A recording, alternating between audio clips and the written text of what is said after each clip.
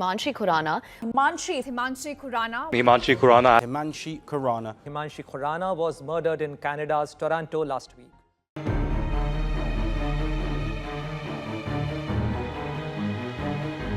In one of Canada's largest cities, a late-night missing person call has unfolded into a homicide investigation that now spans the entire country. Police in Toronto are investigating the first-degree murder of Himanshi Khurana, a 30-year-old woman of Indian origin, whose death was discovered inside a residence in the city's West End. What began as concern for a missing woman quickly escalated into a crime scene. According to the Toronto Police Service, officers responding to the call entered a home near Strahan Avenue and Wellington Street West and found Khurana deceased. After an initial assessment, investigators classified her death as a homicide, triggering the involvement of the Homicide and Missing Persons Unit. As detectives worked through the early hours of the investigation, police identified a suspect known to the victim. Authorities named Abdul Ghafoori, 32, as the person wanted in connection with Khurana's death. Police have issued a Canada-wide warrant for first-degree murder, confirming that Ghafoori is believed to be Khurana's partner and that he remains at large. The case has prompted a nationwide manhunt, with police urging the public to remain alert and to report any information about the suspect's whereabouts. Officials have warned that Ghafoori should not be approached, emphasizing that locating him safely is now the top priority of the investigation. Media reporting, including coverage by NDTV, has drawn international attention to the case, particularly within the Indian community. The Consulate General of India in Toronto has confirmed it is in contact with Canadian authorities and is providing assistance to the victim's family as the investigation continues. Police have stated that the victim and the suspect were known to each other, and investigators are treating the case as suspected intimate partner violence. While details of the relationship have not been made public, authorities have stressed that the charge of first-degree murder reflects the seriousness of the allegations now before the court. As the search for the suspect continues, this case has become more than a single homicide investigation. It has raised urgent questions about domestic violence, victim safety, and how quickly concern can turn into tragedy behind closed doors. Tonight, we break down what police have confirmed so far, how the investigation unfolded, and why authorities believe finding the suspect is critical, not only for justice, but for public safety. The case began quietly, in a way many homicide investigations do, with concern rather than certainty. Late on the night of December 19, 2025, police in Toronto received a missing person report for Himanshi Khurana, a 30-year-old woman of Indian origin. According to police, the call raised immediate concern about her welfare, prompting officers to attend a residential address in the city's West End. That address was located near Strahan Avenue and Wellington Street West, an area that would soon become the focus of a major homicide investigation. When officers entered the residence, they made a devastating discovery. Himanshi Khurana was found unresponsive inside the home. Emergency assessments were carried out, but it quickly became clear that she was deceased. At this early stage, police treated the scene with caution. The residence was secured and access was restricted as investigators assessed the circumstances. Based on initial observations, officers determined that the death was suspicious. Within a short time, police formally classified the case as a homicide, triggering the involvement of the Toronto Police Service Homicide and Missing Persons Unit. As forensic teams began their work inside the home, detectives started reconstructing the hours leading up to Khurana's death. Investigators focused on establishing when she was last seen alive, who she had been in contact with, and what events may have unfolded before the missing person report was made. Digital records, communications, and movements became central to this process. Very early in the investigation, police identified a man known to the victim as being of particular interest. Authorities later confirmed that this individual was Abdul Ghafoori, 32. Police stated that Khurana and Ghafoori were partners, a detail that immediately shaped the direction of the case. Media reporting, including coverage by NDTV, noted that investigators were treating the matter as suspected intimate partner violence. As detectives continued gathering evidence, the investigation moved rapidly. Police determined they had sufficient grounds to escalate the case. A Canada-wide warrant for first-degree murder was issued for Abdul Ghafoori, formally identifying him as the suspect in Khurana's killing. Authorities confirmed that Ghafoori was not in custody and that his whereabouts were unknown. With the warrant issued, the investigation expanded beyond Toronto. Law enforcement agencies across Canada were alerted, and a nationwide manhunt was launched. Toronto police released the suspect's photograph and identifying details, appealing directly to the public for assistance. Officers stressed that Ghafoori should not be approached and urged anyone with information to contact police or Crime Stoppers immediately. Police also clarified that they were not looking for any additional suspects at that stage, indicating that investigators believed the violence was confined to the relationship between the victim and the accused. At the same time, officers continued to canvass the neighborhood, review surveillance footage, and analyze digital evidence to support the prosecution once the suspect is apprehended. As the days progressed, police confirmed that Himanshi Khurana's death marked Toronto's 40th homicide of 2025, placing the case within a broader context of violent crime in the city. Meanwhile, the Consulate General of India in Toronto confirmed it was in contact with Canadian authorities and was providing support to the victim's family, underscoring the international attention the case had drawn. By the end of this phase of the investigation, the timeline was clear. What began as a missing person concern had evolved, within hours, into a homicide, a first-degree murder charge, and a country-wide search for a suspect. While many details remain under investigation, police have emphasized that locating Abdul Ghafoori is now the central priority as the case moves toward the next stage of accountability. As the investigation moved forward, attention shifted from the mechanics of the crime to the person at its center. Himanshi Khurana, 30, was a woman of Indian origin living in Toronto. Police have released limited personal details about her life, a standard practice intended to respect the family's privacy during an active homicide investigation. What authorities have confirmed is that Khurana was known to the suspect and that the relationship between them is a central focus of the case. According to investigators, Khurana and the suspect, Abdul Ghafoori, 32, were partners. While police have not publicly detailed the history or duration of the relationship, they have acknowledged that this connection has shaped the direction of the investigation. Media reporting, including coverage by NDTV, has described the case as suspected intimate partner violence, reflecting police assessments rather than speculation. For investigators, the domestic context carries particular weight. Crimes that occur within intimate relationships often unfold behind closed doors, with warning signs that may not be visible to those outside the household. Police have emphasized that understanding the dynamics between the victim and the suspect is essential to reconstructing what led to Khurana's death and to supporting a first-degree murder charge. The case has also drawn significant attention beyond Canada.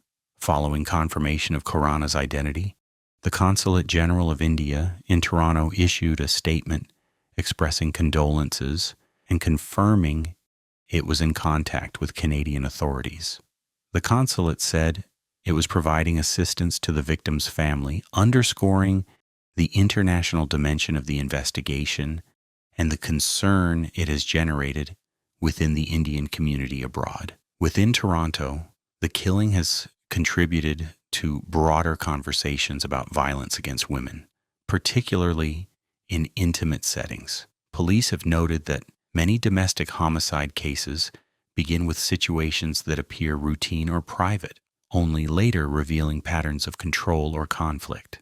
While authorities have been careful not to disclose unverified details, they have acknowledged that this case reflects challenges faced by law enforcement in identifying and preventing violence that occurs within personal relationships.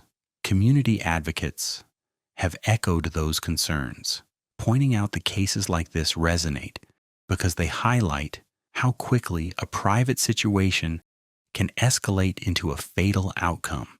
Although police have not released specifics about Khurana's daily life, the circumstances of her death have prompted renewed calls for awareness, early reporting, and support systems for individuals who may be at risk. For now, police continue to emphasize that the most important step toward justice is locating the suspect. Until Abdul Ghafoori is taken into custody, many questions surrounding Himanshi Khurana's final days will remain unanswered. What is clear, however, is that her death has become more than a single homicide investigation. It is a case that has crossed borders, drawn public attention to intimate partner violence, and intensified the urgency of the ongoing manhunt. Once the homicide investigation confirmed a suspect, the case entered its most urgent phase. The Toronto Police Service announced that Abdul Ghafoori, 32, was wanted in connection with the first-degree murder of Himanshi Khurana. With the suspect not in custody, police moved quickly to prevent any further risk and to secure his arrest. Investigators obtained a Canada-wide arrest warrant, a legal step that allows law enforcement agencies across the country to detain the suspect if located. Police explained that issuing a nationwide warrant reflects the seriousness of the charge and the possibility that the suspect may have left Toronto. At this stage, authorities said they could not rule out interprovincial travel. To increase the chances of locating the suspect, police made the decision to release his photograph and identifying information publicly.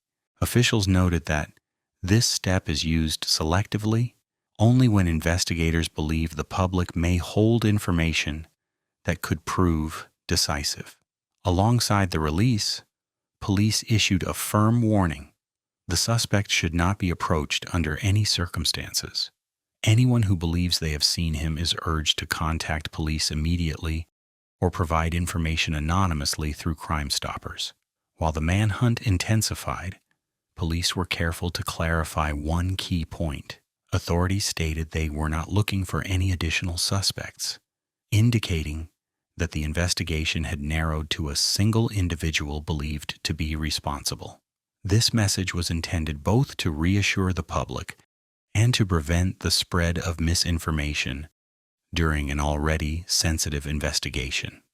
Behind the scenes, detectives pursued multiple parallel lines of inquiry.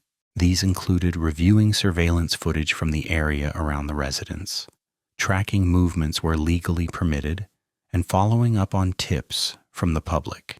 Police have acknowledged that in cases like this, even small details, a sighting, a vehicle description, or a brief encounter, can help establish a suspect's movements. The police appeal quickly gained international visibility. Media outlets, including NDTV, reported on the case, extending the reach of the search beyond Canada. Authorities have recognized that this broader awareness can be critical if a suspect attempts to blend into another community or travel unnoticed. Throughout the manhunt, officials have emphasized restraint and responsibility. Police have urged the public not to speculate online or attempt to track the suspect independently. Investigators stressed that false information can divert resources and potentially endanger both the public and officers involved in the search. At the same time, law enforcement reiterated their ultimate objective: a safe arrest and a court-led process. Police have stated that bringing the suspect before a judge is the only way to ensure accountability, allow evidence to be tested, and provide answers to the victim's family. Until Abdul Ghafoori is located and taken into custody, the investigation remains active and evolving. Each day without an arrest adds urgency to the search, while reinforcing the role of public awareness and cooperation in resolving a case that has already crossed borders and deeply affected multiple communities. As the manhunt for Abdul Ghafoori continues, and police urge the public to remain vigilant, the focus of the case is no longer limited to where the suspect might be. It has also shifted to a deeper question: why authorities are treating this case as the most serious form of homicide under Canadian law. The decision to seek a first-degree murder charge is not made lightly. It reflects how investigators are interpreting the evidence they have gathered so far, even as many details remain sealed from public view. To understand the gravity of this case and what lies ahead legally, it is essential to understand what a first-degree murder charge actually means in Canada. In Canada, a charge of first-degree murder is reserved for the most serious and carefully scrutinized cases under the Criminal Code of Canada. When police announce that a suspect is wanted for first-degree murder, it signals that investigators believe the evidence meets a very high legal threshold, one that goes beyond a spontaneous or impulsive act. Canadian law defines first-degree murder primarily as a killing that is planned and deliberate, or one that occurs under specific circumstances outlined in the Criminal Code. Police and prosecutors are not required to publicly explain the evidence behind this classification at the investigation stage. In fact, withholding those details is standard practice to protect the integrity of the case and any future trial. What distinguishes first-degree murder from second-degree murder is not the loss of life. Both involve intentional killing, but the degree of intent and preparation alleged. In first-degree cases, prosecutors must eventually prove, beyond a reasonable doubt, that the act was carried out with prior consideration or met one of the legal criteria that elevate it to the highest charge. If a person is convicted of first-degree murder in Canada, the sentence is mandatory life imprisonment. Judges do not have discretion to impose a lighter sentence. The key distinction lies in parole eligibility. For first-degree murder, the convicted individual is not eligible to apply for parole for 25 years. Even after that period, release is not automatic and requires approval by the Parole Board of Canada, which assesses risk, rehabilitation, and public safety. In cases involving intimate partners, courts often examine a wide range of evidence to determine whether the legal standard for first-degree murder has been met. This can include timelines, communications, prior interactions, forensic findings, and the sequence of events leading up to the death. Each element is assessed carefully, as the burden of proof rests entirely with the prosecution. Once the suspect in this case is apprehended, the legal process will move through several stages: an initial court appearance, potential bail proceedings, disclosure of evidence, and possibly a preliminary inquiry or trial. These steps can take months or longer, particularly in complex homicide cases. Throughout this process, the accused is legally presumed innocent until proven guilty in court. Police and prosecutors have repeatedly emphasized the importance of due process. Public speculation, they warn, can undermine investigations and cause harm to those involved. The legal system is designed to move deliberately, ensuring that conclusions are reached through evidence and judicial scrutiny rather than public pressure. For the victim's family, the legal road ahead may be long and emotionally difficult. While the charge reflects the seriousness of the allegations, justice in such cases is not swift. It unfolds gradually through hearings, legal arguments, and ultimately, a verdict. As the investigation continues and the manhunt remains active, this legal framework defines what comes next. The focus is no longer only on the crime itself, but on how the justice system will examine the evidence, uphold the law, and determine accountability. The investigation into the death of Himanshi Khurana began quietly. with concern for a missing woman and escalated into one of the most serious criminal cases under Canadian law. What police uncovered inside a Toronto residence was not just the end of a life, but the beginning of a long legal journey toward accountability. As authorities continue their search for Abdul Ghafoori, this case now exists in a space between certainty and unanswered questions. Investigators have taken the rare step of issuing a Canada-wide first-degree murder warrant, signaling the gravity of the allegations and the evidence they believe will ultimately be tested in court. Yet beyond the legal language and procedural steps lies a deeper reality. Cases involving intimate partner violence often unfold out of public sight. Friends, neighbors, and even family members may never see the warning signs until it is too late. When violence occurs behind closed doors, the consequences are not only personal, they ripple outward, affecting families, communities, and entire nations. For the victims' loved ones, the road ahead is uncertain and painful. Justice, if it comes, will arrive slowly, through arrest, trial, and judgment. No legal outcome can restore what was lost, but the process itself is meant to affirm a fundamental truth, that every life matters, and that accountability is not optional. As this investigation continues, authorities have urged patience and restraint. Facts must be verified, evidence must be examined, and conclusions must be reached in courtrooms, not comment sections.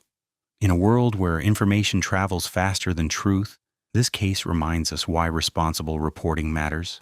The story of Himanshi Khurana is not only about how she died, it is about how society responds when private harm becomes public knowledge, and whether awareness can lead to prevention before tragedy strikes again. If stories like this resonate with you, not because of shock, but because of their human weight, then your role matters. Like this video to help accurate information reach more people. Share it so the focus stays on verified facts, not speculation. And subscribe for long-form documentaries that follow cases responsibly. From investigation to accountability, your support helps ensure that victims are remembered with dignity, that complex cases are explained with care, and that truth is never rushed for clicks. Because justice takes time, and informed attention helps protect.